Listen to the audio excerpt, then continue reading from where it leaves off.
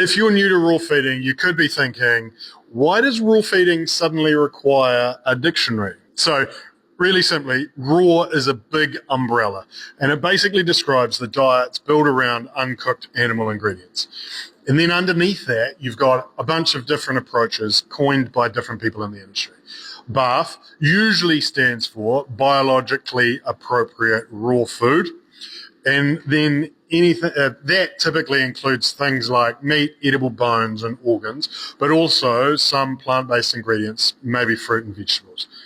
Then there's the prey model of raw, which that tries to mimic the proportions of a whole prey animal. So it tends to focus on meat, bones, and organs without the fruits and vegetables.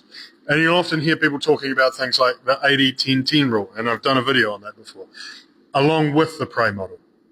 So this is where, as a beginner, you might spiral out of control because you just can't be bothered with that, right? What's 10% liver? What's 10% bone?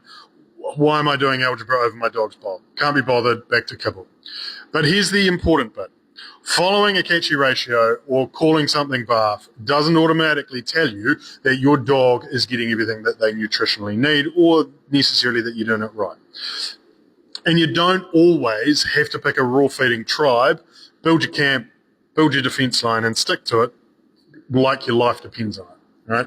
At Kuri, we help Kiwi dog owners feed their dog real food without turning it into a nutritional maths exam.